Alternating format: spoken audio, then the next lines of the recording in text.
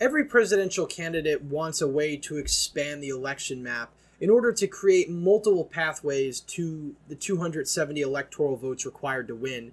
And Donald Trump is really no exception to this. And if you remember back in 2020, Joe Biden did this by going into states like Georgia, which at that time had voted for Donald Trump by 5 points, was seen as a much more leaning in the direction of the GOP.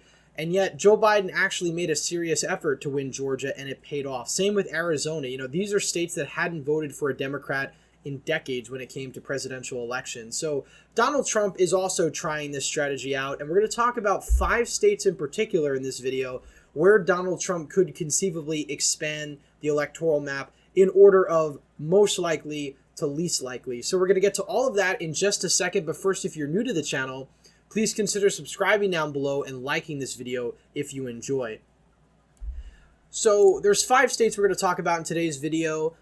They are, of course, in order of most likely to least likely: Minnesota, New Hampshire, Maine, Virginia, and New Mexico. So we're going to talk about these 5 states and why Donald Trump thinks he has a chance to flip all of them in 2024. Now, as a caveat, and of course I have to say this, I don't think Donald Trump is going to flip these states.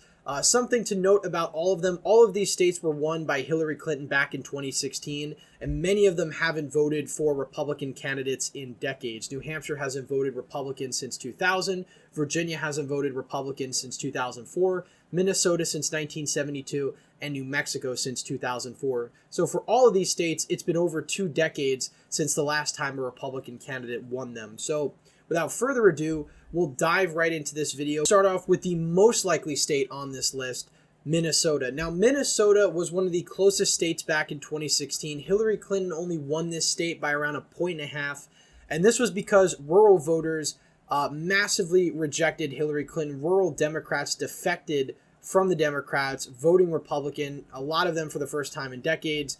And, had Hillary Clinton not been saved by leftward trends in the Minneapolis area, she would have lost the state, and she would have been the first Democratic nominee to lose here since the 1970s. So it would have been a very embarrassing defeat. Now, Donald Trump has lamented time and time again that he didn't really put serious efforts in Minnesota back in 2016.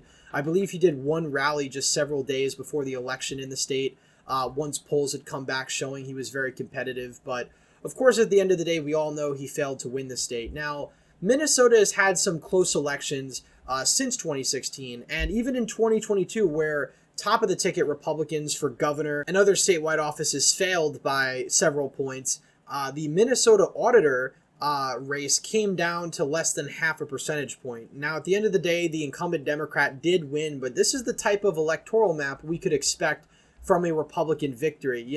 30% of the vote in Hennepin County going for the GOP, 27 in Ramsey, but the Democrats are brought down significantly. You have a significant third-party factor, which I think is a requirement for a Republican to win in Minnesota.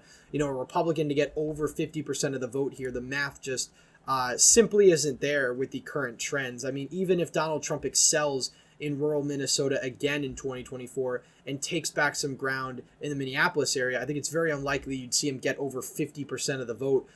No Republican has gotten over 47, I believe, since 2004. Even when Donald Trump almost won the state in 2016, he didn't even get 45% of the vote. So I always say it's not that Donald Trump almost won the state, it's that Hillary Clinton almost lost the state, because she only got 46.4% of the vote here.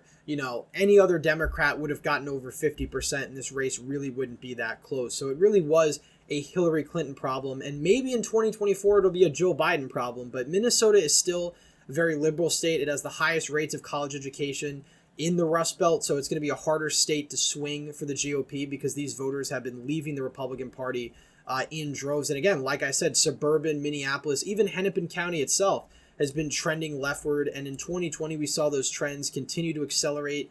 A nearly 9-point shift in Hennepin County, 6-point shift in Ramsey County, and around a 9-point shift in Carver County. So suburban Minneapolis is trending Democratic. Even if the rest of the state swings more in Donald Trump's direction and he improves in a lot of these counties, which he very well could with Joe Biden's low approval numbers in the state. I mean, we take a look at the state of Minnesota. He's underwater by 11 points.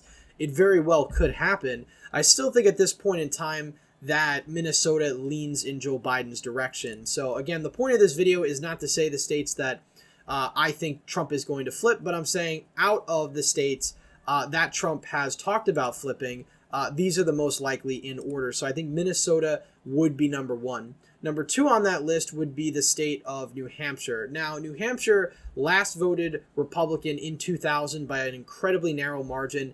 It flipped Democratic in 2004. In 2016, Donald Trump only lost New Hampshire by 0.3. Again, I should probably say Hillary Clinton almost lost the state by 0.3 because this is another state where Democrats should, in theory, be winning fairly easily, but because Hillary Clinton was a weak candidate, it brought her numbers down considerably. Something else that I think would have to happen in 2024 for New Hampshire to be competitive. Now, something that could potentially go in Donald Trump's direction is the fact that New Hampshire typically votes against the incumbent party in power when the party is running for re-election. So we saw that with Bush in 04, Obama in 08, and we could potentially see it. Of course, we saw it with Donald Trump in 2020. So the real question is, will it happen in 2024? Now, Biden won New Hampshire by over 7 points. New Hampshire has a history of split ticket voting, and it does sometimes wildly swing between election cycles, but I still think this state is going to remain in the Democratic column for a variety of reasons. You do have an influx of voters from much more liberal Massachusetts flooding into the state of New Hampshire. That's something the gubernatorial candidate there, Kelly Ayotte, has made part of her campaign. But at the end of the day, I think that New Hampshire views Donald Trump too poorly, and it also has been getting more liberal and more Democratic since the last time Donald Trump won the state. I mean, Kristi, the Republican governor, has won re-election there consistently, but he's a very different type of Republican than somebody like Donald Trump, and statewide politics in New England are much different than federal politics. I mean, if we take a look at the 2022 Senate race, Don Bolduc, the MAGA Republican nominee, lost there by 9 points, and he was polling much more competitively than I think he was only down by 2 or 3 points on election day. So this is certainly a state where I think Donald Trump could potentially flip in a really, really good scenario where Joe Biden is brought down significantly by third-party voting. But again, I still don't think it's very likely, given the fact that it's just been trending very leftward. And if we take a look at the polls in the state of New Hampshire, Joe Biden is actually leading here by 3.7. And this is something I actually forgot to look at in Minnesota. Donald Trump's actually leading in Minnesota by 1.6%. So that's another reason why we put it in the most likely to flip category because, based on the numbers, demographics, it's probably the most likely to flip. And you also could see a significant third-party vote share. Next on this list is New Hampshire's neighbor, the state of Maine. In 2016, Donald Trump only lost the state by a little under 3 points, and you did see trends to the right in every single part of the state. This brought Donald Trump very close. Just like Minnesota, Donald Trump is only getting about 45% of the vote in the state. It's more so a story, again, of Hillary Clinton doing bad here. And that's really what you're going to find with all of the states on this list. Minnesota, New Hampshire, Maine, it really all depends on the quality of the Democratic candidate because the Republican seems to get about the same percentage of the vote. It's really the Democrat that's brought down considerably. Now, Maine does have a history of split ticket voting just like New Hampshire. In fact, if we go to the 2020 election, Donald Trump lost the state of Maine by 9.1%, but you also had down ballot Republican Susan Collins win here by almost 9 percentage points. So a very big difference between the Senate race and the presidential. But Susan Collins, like Kristi in New Hampshire, is a very different type of Republican than Donald Trump. She's much more moderate. She's a centrist Republican who sometimes deviates from the party on key issues, and she's socially liberal. So that sort of helps her in the much more liberal New England in general. But that's why I put it third on this list, because Maine could be fairly close in 2024 under the right circumstances, especially with a third-party factor. Moving on down to the fourth most likely, that would be the state of Virginia. Virginia voted for Joe Biden by 10 points back in the 2020 election, which is a considerable margin. It's more so than the state of Maine, which is why I put it fourth on this list. Now, in theory, Virginia should be more reachable for the GOP than Maine because of the fact that it voted Republican back in 2004. But Virginia has trended significantly more leftward since then. In fact, in 2004, Bush won the state by around 8 points. And of course, fast forward to now, you have an 18-point swing to the left Joe Biden winning the state by 10.1. The reason why we're even talking about the state of Virginia is because Donald Trump is pulling ahead there very, very narrowly. But something I'll point off right off the bat is that Trump is only getting 44% of the vote here. Biden's getting just under 44%. So both candidates have very low numbers here. But if you go back to the summer of 2023, Joe Biden was pulling ahead here by 11 points. Something you'd expect 8 points, but the polls have gotten considerably closer. I wouldn't be surprised if the gap widens a bit just because Virginia's demographics are much harder for Republicans. You know, like Minnesota, this is a very highly educated state. And in places like Northern Virginia in particular, these are wealthy, college-educated voters with high turnout. And I really don't think these voters who think, you know, Donald Trump is an existential threat to democracy aren't going to come out and vote for Joe Biden in 2024. I think you'd be gravely mistaken to make that assumption. Now, you could see a drop in the black turnout in places like Hampton Roads and the Richmond area, but that still wouldn't be enough to make the state of Virginia that competitive. You would have to see a shift in Nova in order to make that happen. That's what we saw back in 2021 when Virginia Republicans flipped the state for the first time since 2009. Glenn Youngkin saw pretty large shifts in Northern Virginia, a 14-point shift in Loudoun County, a 10-point shift in Fairfax County, 12-point shift in Prince William. We're not seeing anything like that for Donald Trump in 2024. Now, potentially Donald Trump could win places like Virginia Beach back, which voted for Joe Biden by around 5 points in 2020, Chesapeake, which are both municipalities he won back in 2016. Again, if we go back to 2016, Virginia was a Clinton plus 5.5 state, give or take.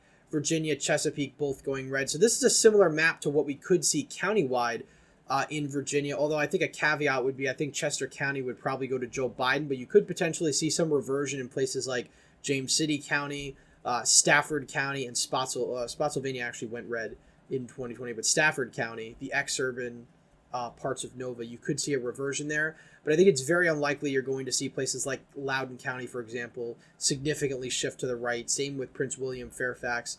But you could see a drop in turnout in places like Hampton, Portsmouth, Suffolk, places with high black populations because of the fact that they're very unenthusiastic about Joe Biden. Joe Biden's numbers are bad with these voters.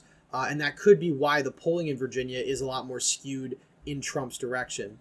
The last state we're going to talk about on this list is New Mexico, and I think this is the least likely out of the five to flip Republican for a variety of reasons. Now, New Mexico, for one, is the most Democratic state on this list. It voted for Joe Biden by 10.8%, but it's also a very inelastic state in that it really doesn't swing wildly in the Republican or Democratic direction, at least since the Obama era. You know, going into the Trump era, 2016, Trump loses the state of New Mexico by the largest margin on this list, 8.3.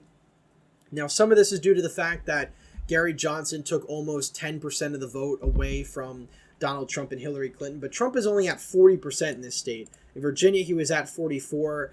In New Hampshire, he was at 46. In Minnesota, he was at 45. Maine, he was at 45. So he has by far the lowest percentage of the vote in the state of New Mexico.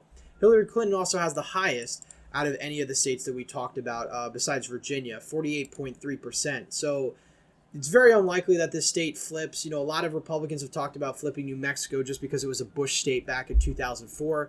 But realistically, the closest Republicans get to flipping the state is maybe a 6 or 7 point margin of defeat. You know, we saw back in the 2020 election, Ben Ray Lujan only win by 6 points against a pretty strong Republican candidate. But again, this was on the ballot with Donald Trump. That same Republican went on to run against Michelle Grisham back in 2022, and he lost by, I think, a similar margin. So while New Mexico, can give Republicans 46% of the vote, at the end of the day, it still is a fairly blue state.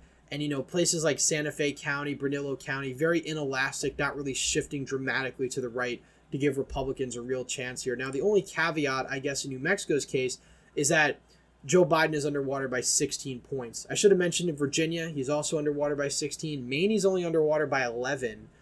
New Hampshire is underwater by 11. So all of these states, Joe Biden is underwater by double digits. But again, they're historically very Democratic. And I think at the end of the day, all of these states are going to vote for Joe Biden. Obviously, this could change. You could see something maybe very dramatic happen in Minnesota, but that would be a very, very good night for Donald Trump if that were to happen.